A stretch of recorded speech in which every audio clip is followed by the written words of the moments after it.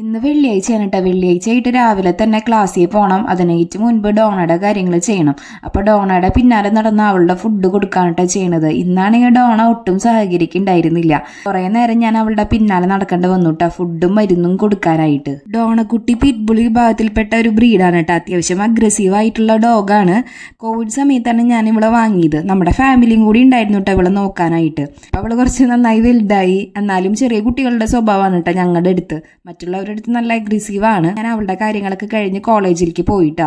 Attendance ഒക്കെ എടുത്തു കഴിഞ്ഞ് അസംബ്ലി ഒക്കെ കഴിഞ്ഞ് ഇന്ന് ഫസ്റ്റത്തെ പീരീഡ് സെമിനാർ പ്രസന്റേഷൻ ആയിരുന്നു കേട്ടോ. അത് കഴിഞ്ഞ് ഞാനും അൻസീനെ കൂടിയിട്ട് ചായ കുടിക്കാൻ പോയി. അൻസീന കുറച്ച് ദൂരത്തു നിന്നാണ് വരുന്നത്. അത് കാരണം ചായ കുടിക്കാനായിട്ട് പോയിട്ടുണ്ടായിരുന്നു. അത് കഴിഞ്ഞ് കോളേജിൽ നിന്ന് ടൂർ പോകുന്നുണ്ട്. അപ്പൊ അതിന്റെ കുറെ ചർച്ചകൾ നടക്കുന്നുണ്ട് കേട്ടോ ക്ലാസ്സിൽ. ഉച്ചയ്ക്ക് ഫുഡ് കഴിച്ചിട്ട് പിന്നെ ഉച്ചയ്ക്ക് അങ്ങനെ ക്ലാസ് ഉണ്ടായിരുന്നില്ല. പക്ഷെ ഞങ്ങൾക്ക് വർക്ക് തന്നിട്ടുണ്ടായിരുന്നു. ലൈബ്രറിയിൽ പോയിട്ട് റെഫറൻസ് പറഞ്ഞിട്ടുണ്ടായിരുന്നു കേട്ടോ. അത് കഴിഞ്ഞ് വീട്ടിലെത്തി. വീഡിയോ ഇഷ്ടപ്പെട്ടിട്ടുണ്ടെങ്കിൽ ചാനലിന് സബ്സ്ക്രൈബ് ചെയ്യണം കേട്ടോ.